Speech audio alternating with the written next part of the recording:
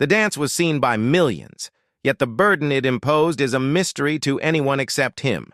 Such an evening will be remembered for generations to come. Not because of the grandeur or the powerful names in attendance, on the other hand, due to an isolated incident. The chief executive officer's ball was in full motion. As the spotlight shifted to the newly inaugurated First Lady, a breathtaking white gown adorned Melania Trump. She emanated grace as she made her way through the crowd, but the thing that won over millions of people, he was the one who held her hand, and it wasn't only her poise. For the first official dance, U.S. Special Forces Sergeant John Davis wasn't used to being in the spotlight, a career soldier stationed at Fort Carson, Colorado. He was more accustomed to the hum of helicopters and the weight of his rucksack than to the glare of camera flashes. However, on that night, standing in the center of Washington, D.C., he became the face of countless service members across the nation as the music swelled. John gave his hand to the First Lady. His movements were steady, his uniform immaculate. To the audience, he looked unshakable. But behind the surface, his mind raced with notions. Was he portraying his fellow soldiers well? Would his steps falter in front of the country? And above all, how had a soldier like Himmerly, a regular man, found himself in such a wonderful time? Yet it wasn't only John's nerves that made this moment unforgettable. The world was watching, and in a nation badly divided.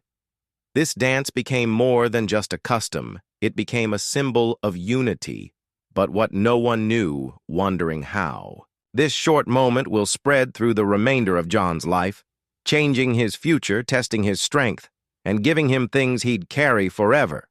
The atmosphere was alive with anticipation, the air saturated with the buzz of chatter and the occasional clink of glasses. The commander-in-chief ball wasn't merely an occasion. It was a spectacle. Cameras panned across the room, capturing military leaders, government officials, and dignitaries dressed in their finest. But as the MC's words resonated over the grand hall, announcing the first dance of the evening, the crowd plunged into a silent expectancy.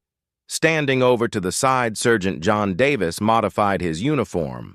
For the 100th time that night, he could feel the weight of the room's attention even. If no one was staring at him yet, he took a deep breath, went through the stages in his thoughts. Right, left, pause. Keep your shoulders relaxed. Don't overthink it, Sergeant Davis. A voice said gently, bringing him back to the moment. A protocol officer gestured toward the First Lady, who was now making her way toward him. Her steps were measured, her expression tranquil, though there was a tenderness to her smile that instantly relieved some of the tension, grasping his chest. He extended his hand as she approached, and she received it with an elegant nod. For a little minute, the world seemed to blur, the cameras, the lights, the hundreds of people watching. Everything faded into the backdrop. All that remained was the music and the rhythm of their movements. The song was gentle and deliberate, a classic melody chosen for its charm. John moved gently, his every step guided by years of discipline. He could feel the soft fabric of her gown brush against his uniform. As they swayed over the floor, her voice, low and compassionate, shattered the silence between them. "Are you nervous?" she asked, her tone light but genuine. He let out a breath of a laugh, surprised even himself a little. He admitted, "But I think my training has me covered." Her laugh was quiet but warm, a shared moment of humanity in a room that often felt larger than life. "You're doing fantastic," she said, and he couldn't help but believe her. The dance itself lasted little more than a handful of minutes, but to John it felt both ageless and ephemeral. Every step seemed to carry a weight beyond its simplicity, as though the entire room, perhaps even the entire nation, was leaning in, hoping for anything in this moment. After the song ended, applause erupted around them. John freed her hand, stepped back, and delivered a stiff salute, his motions precise and courteous. She reciprocated the gesture with a modest bow of her head before heading back toward the stage. After John stepped off the dance floor, his heart still beating, he caught a glimpse of himself on one of the huge screens positioned around the hall. That was surreal, witnessing his own picture displayed to a throng of thousands, knowing that millions more were watching from home. But little did he realize, this quick dance was simply the beginning of a journey that would test him in ways he could never have imagined. The cheers still reverberated in John's ears moment. He stepped off the dance floor, the heaviness of the situation seeping into his chest. He sought to disappear within the crowd. Although it was impossible, everywhere he turned, cameras flashed. When new strangers extended their hands giving congrats and good words, his fellow soldiers who had been stationed close gave him grins and claps on the back. "You look like you belonged up there," Davis, one of them, said, his voice tinged with pride. Although belonging was the last thing John felt. As the night continued, his phone buzzed repeatedly. Family and friends from his little hometown in Kansas were flooding him with messages. His mother texted, "I'm very proud of you, baby." His sister sent a grainy photo of him on TV with a caption, "Our very own Harrowby." The time he returned to his motel room late that night, John felt like he had been whisked into a whirlwind. He sat on the side of the bed, remained in his suit, glancing at his phone. Social media was ablaze, with clips of the dance news outlets dubbed it a sign of unity, and internet responses ranged from appreciation for his composure to arguments over the deeper significance of the occasion. But despite the exhilaration, John sensed a twinge of worry, had never sought the attention. He was a soldier, not a celebrity. His existence was structured on habit and purpose, not on the inspection of the public eye.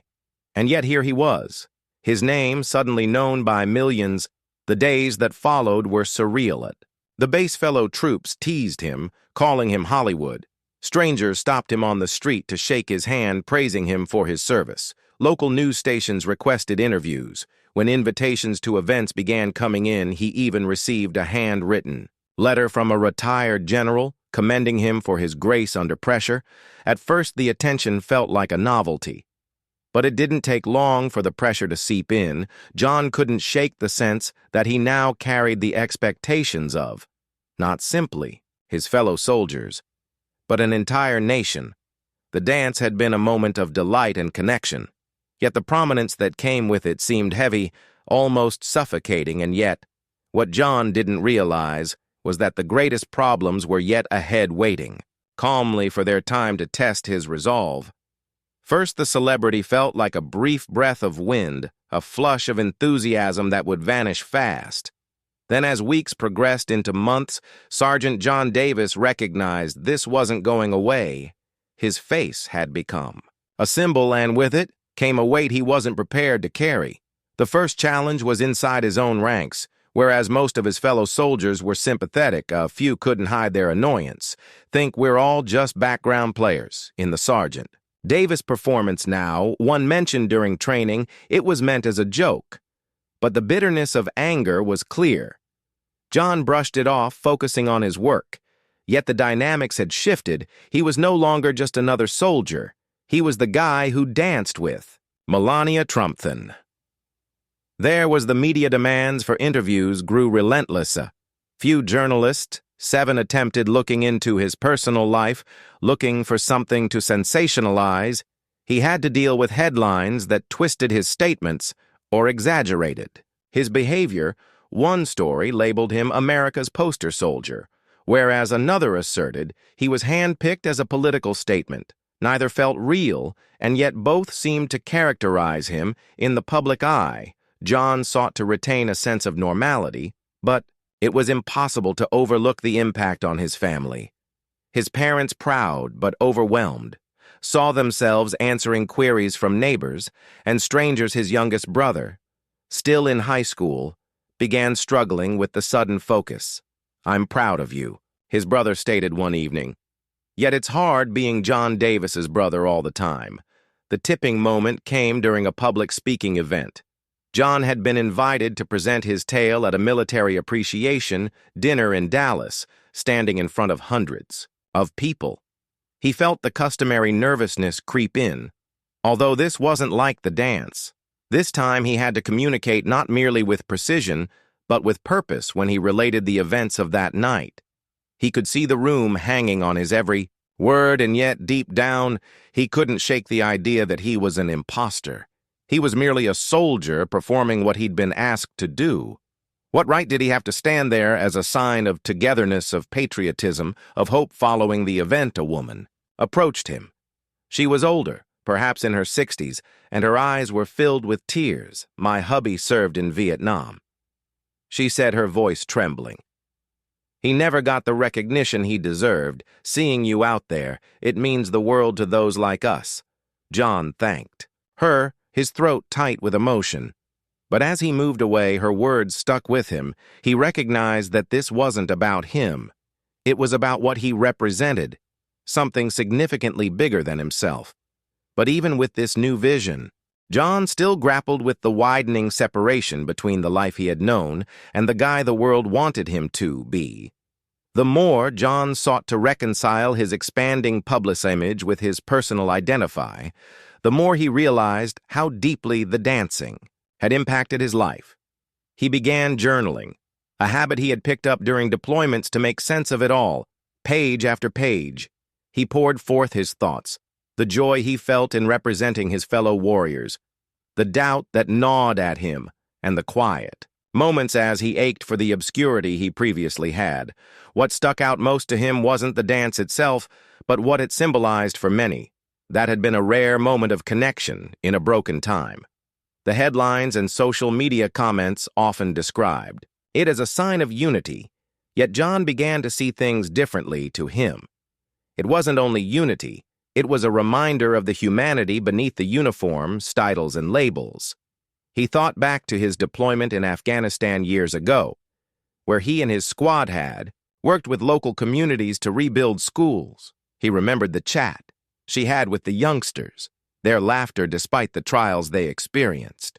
Those times have always felt like the most meaningful elements of his service, far removed from awards or ceremonies. But now with his newfound platform, he wondered if he could do more. Could he utilize this attention to shine a light on the everyday sacrifices of serving members?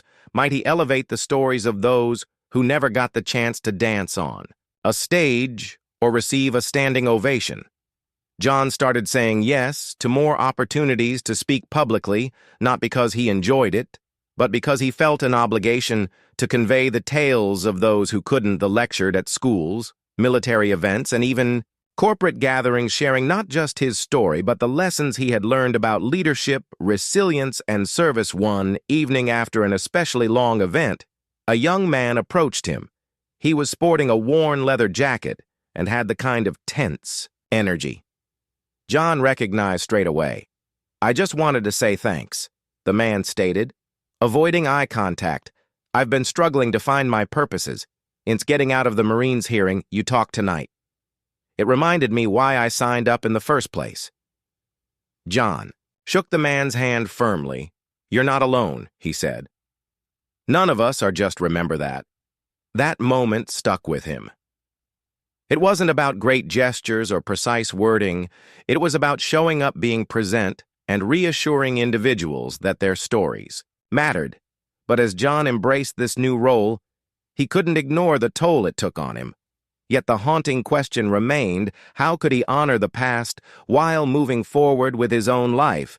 As the years passed, John Davis found himself in a space he'd never anticipated, a bridge between worlds. He was still a soldier at heart, with the same feeling of duty that had guided him through deployments and long evenings in the field.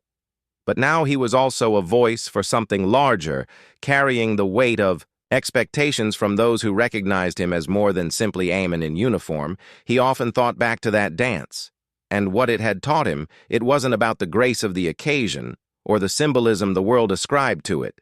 For John, it was about connection, the brief seconds when two people from very different worlds shared a common space. It reminded him of a chat he previously had with his late grandfather, Korean War veteran. His grandfather had always emphasized the value of humility. "Your uniform doesn't make you better than anyone else," he had said. "However, it does remind you of the responsibilities you carry for others." John brought that insight with him as he handled his new reality. He utilized his platform not to advance himself but to shine a light on the stories of those who served beside him, the ones whose sacrifices often went undetected. He became an advocate for veterans difficult to adjust back into civilian life, and for the families who bore the weight of their absence, one of his proudest memories happened years after the dance. During a modest gathering in a community hall in Topeka, Kansas, John had been invited to speak on his experiences, yet instead of centering himself, he focused the attention on the veterans in the room, recounted their stories of resilience, defeat, and triumph. By the end of the evening, the place was full with individuals, offering each other support, exchanging numbers, and developing contacts. After the event, a woman approached him with her adolescent son. She recounted how her spouse had served in Iraq. She battled with PTSD before passing away. Sarah held John's hand securely, her voice trembling as she spoke. "Thank you for reminding people that behind every soldier there's a family. You're making a difference." John nodded, his throat clenching with emotion.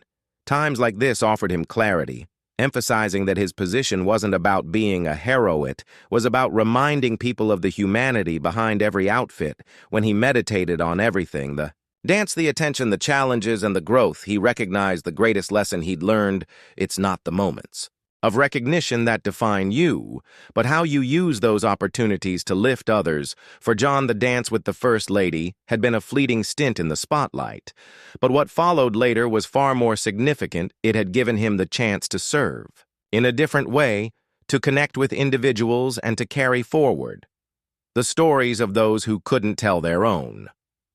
When he looked ahead, John felt a great sense of purpose. It wasn't about huge gestures or public recognition. It was about showing up day after day for the individuals who cared, and to anyone who found themselves in a moment of unexpected attention or duty.